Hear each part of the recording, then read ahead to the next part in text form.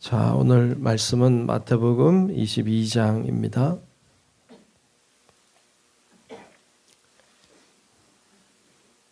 마태복음 22장 1절로 끝절의 말씀을 보겠습니다.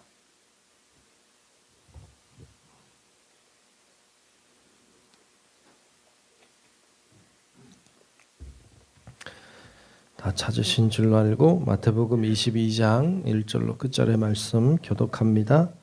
예수께서 다시 비유로 대답하여 이르시되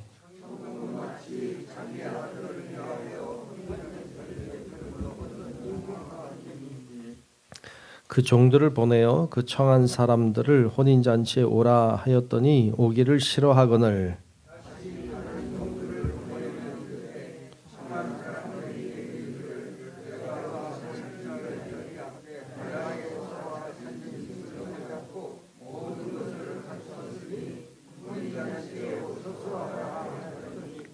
그들이 돌아보지도 않고 한 사람은 자기 밭으로 한 사람은 자기 사업하러 가고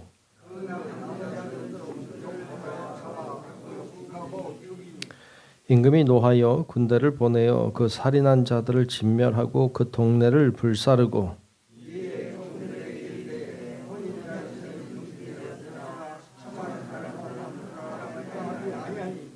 네거리 길에 가서 사람을 만나는 대로 혼인잔치에 청하여 오라 한대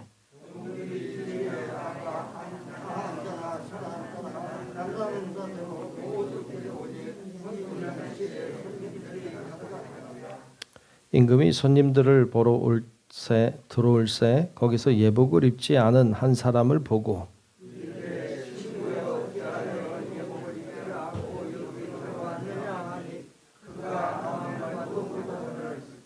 임금이 사환들에게 말하되 그 손발을 묶어 바깥 어두운 데에 내던지라 거기서 슬피 울며 이를 갈게 되리라 하니라.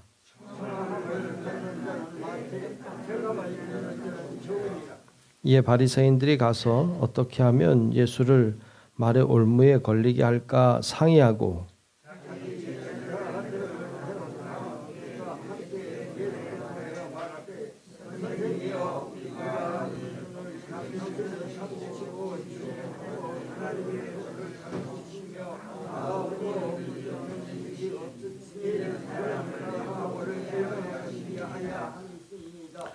그러면 당신의 생각에는 어떠한지 우리에게 이루소서. 가이사에게 세금을 바치는 것이 옳으니까 옳지 아니하니까 하니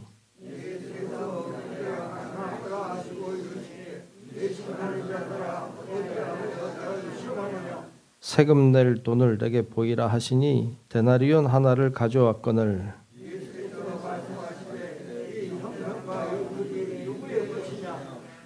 이르되 가이사의 것이니이다. 이에 이르시되 그런즉 가이사의 것은 가이사에게 하나님의 것은 하나님께 바치라 하시니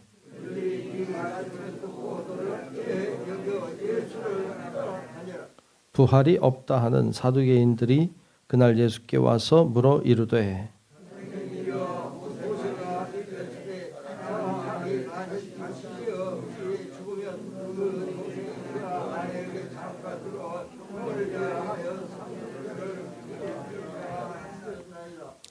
우리 중에 7형제가 있었는데 마지가 장가들었다가 죽어 상속자가 없으므로 그 아내를 그 동생에게 물려주고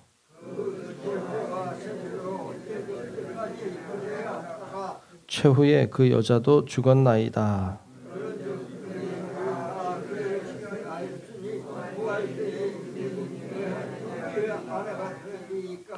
예수께서 대답하여 이르시되 너희가 성경도 하나님의 능력도 알지 못하는 거로 오해하였도다.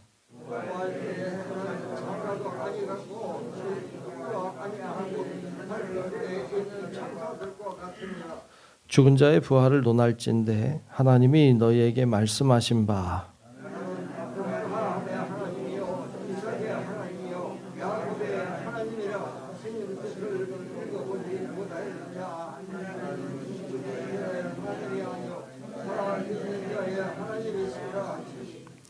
무리가 듣고 그의 가르치심에 놀라더라.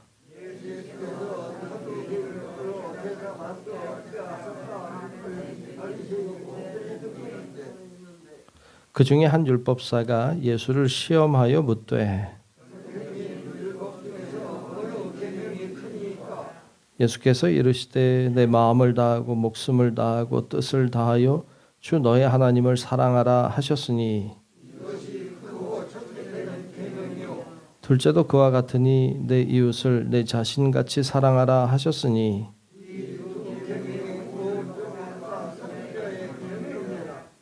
바리새인들이 모였을 때에 예수께서 그들에게 물으시되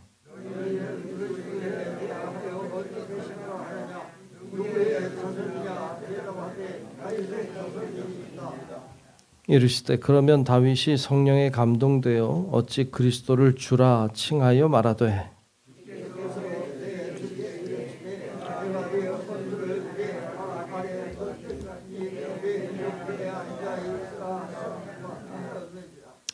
다윗이 그리스도를 주라 칭하였은즉 어찌 그의 자손이 되겠느냐 하시니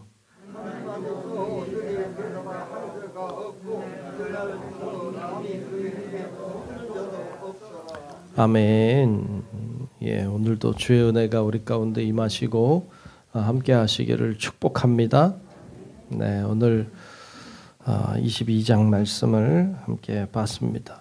마태복음을 통해서 우리는 계속해서 예수님은 누구신가? 예수님은 누구신가? 어떤 분이신가에 대한 말씀을 계속하고 있습니다.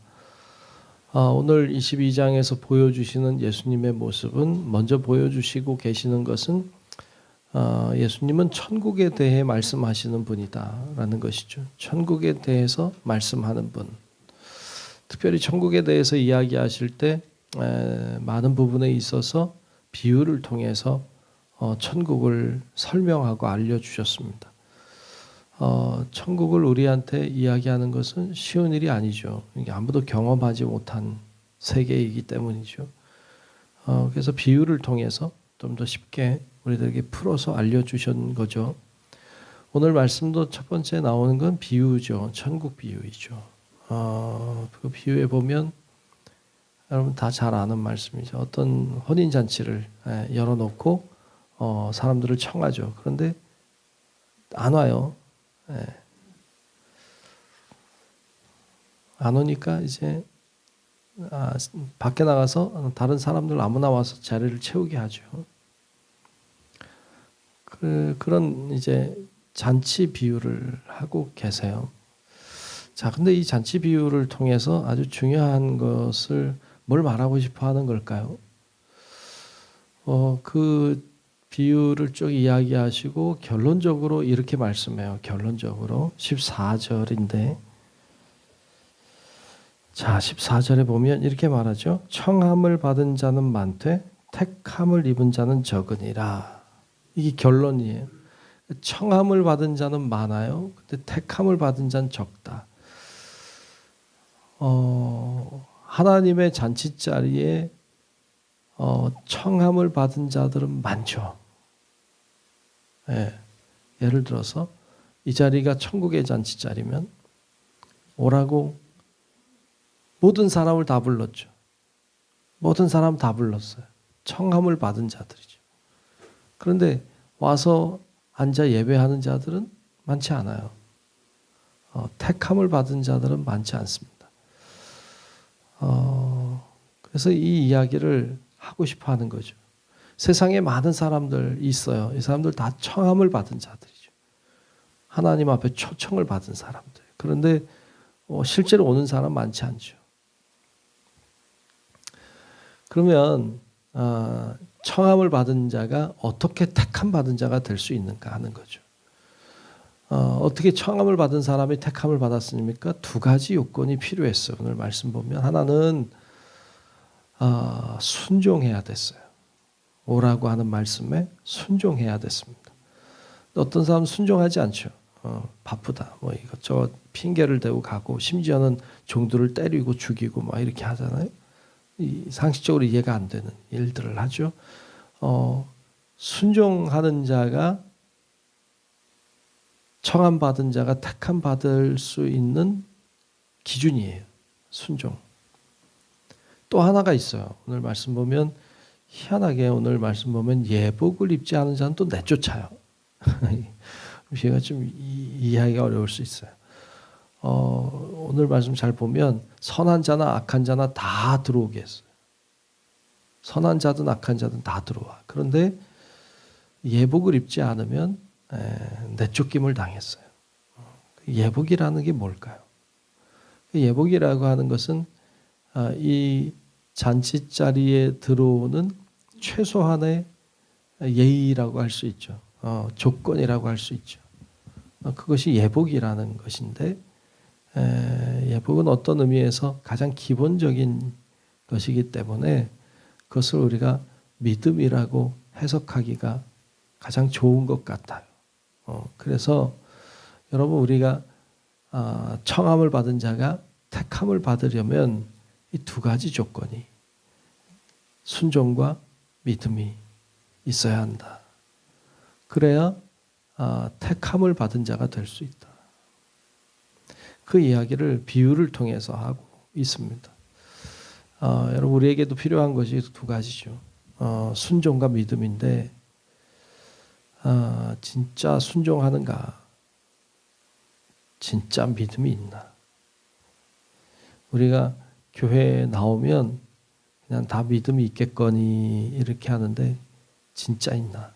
이렇게 점검해 볼 필요는 항상 있어요. 저도 마찬가지로. 믿음이 진짜 있나? 난 진짜 하나님을 믿는가? 그러니까 뭐 신앙생활 오래 하면 당연히 있겠거니. 진짜인가요? 이렇게 생각해 봐야 돼요. 그리고 확인해야 돼요. 안 그러면 낭패를 당할 수 있죠. 늘 돌아보고 난 주님의 말씀에 진짜 순종하고 있는가? 진짜 난 믿음이 있는가? 이렇게 돌아보는 일들은 늘 해야 되는 일이죠. 그래서 여러분 우리가 주님의 그 잔치자리에 참여하는 택함 받은 자들이 되시기를 주님의 이름으로 축복합니다. 그게 중요하다는 것을 이야기하고 있습니다. 그리고 이제 예수님이 오늘 말씀에 보면 이제 세 가지 시험을 당하는 장면이 나와요. 참 재밌죠. 왜냐하면 지금 거의 예수님 사역의 막바지에 왔거든요. 막바지에 왔는데 세 가지 시험을 당해요. 재밌는 이유는 예수님이 사역을 시작할 때 세 가지 시험을 당했죠. 사탄에게 끌려가서 금식하신 후에 세 가지 시험을 당하신 사건이 앞에 있었죠. 사역의 초기에 있으셨어요. 이제 사역의 말기에 여전히 사탄의 세 가지 시험을 받고 있습니다. 그 세 가지 시험이 오늘 말씀에 보면 쭉 기록하고 있는데 첫 번째 나오는 것은 세금을 바치는 것이 옳은가. 가이사에게 세금을 바치는 것이 옳은가. 가이사라고 하는 것은 로마의 황제를 가리키죠. 로마의 황제를 가이사라고 했어요. 그러니까 그 가이사, 로마의 황제에게 세금을 바치는 것이 옳습니까? 지금 이 유대 이스라엘 백성은 로마의 식민지죠. 식민지 백성인데 자기들을 지배하는 민족의 황제에게 세금을 바치는 게 옳습니까? 오늘날로 우리나라 옛날로 얘기하면 일제 시대 때 일본의 황제에게 세금을 바치는 게 옳습니까? 이렇게 묻는 거랑 비슷한 거죠. 어떻게 해야 돼요? 바치라고 하면 매국노 되고, 바치지 말라고 하면 이건 역적이 되고, 올무를 씌우려고 하는 것인데 주님이 하신 이야기는 데나리온 하나를 보여달라. 동전이죠. 거기 가이사 얼굴이 새겨져 있고 글이 있죠. 이게 누구의 얼굴이고 누구의 글이냐? 가이사의 것입니다. 가이사의 것은 가이사에게, 하나님의 것은 하나님께. 참, 잘 그 시험을 이겨내시는 장면을 보여줘요. 두 번째 나오는 이야기가 이제 사두개인들의 이야기죠. 부활이 없다고 생각하는 그들이 이제 그 아내 얘기를 하는 거죠. 그 당시에는 결혼을 했는데 자녀를 못 낳고 아들이 죽으면 둘째 아들을 통해서 둘째 아들이 그 아내를 통하여서 아이를 낳게 해. 근데 이런 일들이 뭐 오늘 말씀에 보면 7 아들이 다 그렇게 하다 다 죽는데 누구 아내입니까? 사실 이런 일이 있겠어요. 있으면 안 될 일이죠. 근데 말도 안 되는 이야기인데 그냥 시험하려고. 예. 주님께서 뭐라고 말씀하세요? 천국을 몰라서 그런다. 그 나라에서는 우리가 천사와 같이 살지, 그게 가족의 개념이 사실은 천국에서는 가족의 개념이 별로 없어지죠. 모르겠어요. 여러분, 가족 개념이 없어진 하늘나라를 얘기하면 별로 안 좋다 뭐 이렇게 생각할지도 모르지만, 그 나라에는 그런 가족의 개념보다는 더 큰 가족의 개념이 있는 거죠. 그러니까 그 나라를 잘 몰라서 오해하였다, 너희가, 그렇게 말씀하시죠. 그러면서 이제 그 하나님은 죽은 자의 하나님이 아니고 산 자의 하나님이다. 그러니까 뭐가 중요해요? 죽은 이후의 삶에 대하여 우리가 궁금해하는 건 분명하지만 더 중요한 것은 우리가 살아있을 때 어떻게 사느냐가 중요한 거죠. 그 나라는 주님이 알아서 하시는 거죠. 우리 맡기는 거지 뭐. 우리가 어떻게 할 거예요? 우리는 살아있는 동안에 주님과 함께 잘 사는 일들이 훨씬 더 중요한 일이죠. 그거에 대해서 이야기하시는 거죠. 하나님은 살아계신 하나님이지 죽은 자의 하나님 아니다. 세 번째 나오는 이야기가 가장 큰 계명이 무엇입니까? 라고 질문하는 질문이에요. 가장 큰 계명을 질문하는 것은 굉장히 그 당시에도 이슈였어요. 왜냐하면 워낙 많으니까. 계명이 워낙 많으니까. 그런데 주님께서 분명하게 하신 말씀, 가장 중요한 그 첫 번째 계명을 뭐라고 말씀해요? 오늘 말씀에 여러분 잘 알죠? 37절에 보면 이렇게 말씀하시죠. 예수께서 이르시되 내 마음을 다하고 목숨을 다하고 뜻을 다하여 주 너의 하나님을 사랑하라 하셨으니 이것이 크고 첫째 되는 계명이요 둘째도 그와 같으니 내 이웃을 내 자신과 같이 사랑하라 하셨으니 이 두 계명이 온 율법과 선지자의 강령이니라 그랬어요. 하나님을 사랑하는 것, 이웃을 사랑하는 것이 가장 큰 계명이다라고 주님이 명확하게 말씀해 주시죠. 그것이 가장 큰 계명이죠. 그래서 사랑이 가장 큰 계명이다라고 말씀하고 있는 것입니다. 그러므로 이 시험을 잘 이겨내셨어요. 그러니까 이 세 가지 시험이 처음에도 있었고 이제 거의 막바지에 와서도 또 일어나는 거죠. 뭐 얘기하는 거예요? 시험은 끝이 없어요. 끊임없는 시험이 우리 가운데 있어요. 예수님도 그랬어요. 우리에게도 시험이 있어요. 왜 나에게 이렇게 시험이 있냐고, 왜 나에게 이렇게 어려움이 오냐고 이야기하지만 예수님도 그랬어요. 우리의 삶은 계속 시험이 있는 삶이에요. 언제부터 언제까지? 처음부터 끝까지.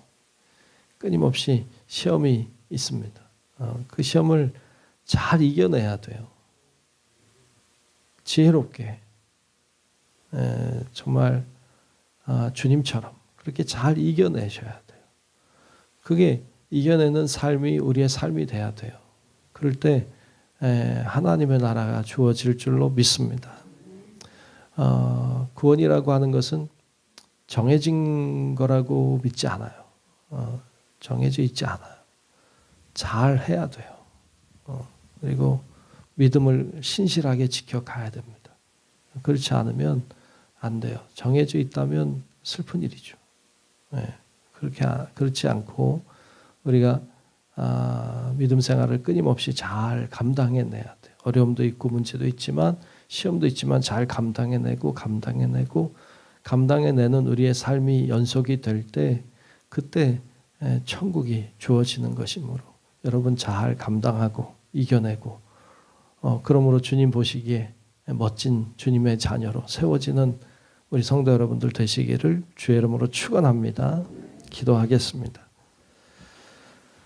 하나님 고맙습니다. 오늘 이 새벽에도 주께서 우리를 인도하시고 붙들어 주시고 보호하며 역사하심을 믿습니다. 어떤 어려움과 시험과 문제가 있다 할지라도 잘 감당해내고 이겨내게 도와주옵시고 끝까지 순종함으로 끝까지 믿음을 지킴으로 천국을 소유하는 하나님의 사람들이 되도록 인도하여 주옵소서. 마치 무엇이 된 양 교만하지 않게 하시고 늘 겸손한 마음으로 주님 앞에 굴복하고 자복하는 저희들 되게 하시고 하나님의 은혜와 사랑을 갈망함으로 하나님의 역사하심을 늘 체험하며 순간순간 시간 동행하시는 주님을 늘 경험할 수 있도록 우리를 인도하여 주시옵소서. 오늘도 기도하는 자들 위해 성령의 은혜를 부어주시고 기도하며 나아가는 곳에 길이 열리게 도우시고 하나님의 소망이 우리의 소망 되게 하여 주옵소서. 모든 것 맡기고 살아계신 예수님 이름으로 간절히 기도하옵나이다. 아멘. 하늘에 계신 우리 아버지여, 이름이 거룩히 여김을 받으시오며 나라가 임하시오며 뜻이 하늘에서 이루어진 것 같이 땅에서도 이루어지이다.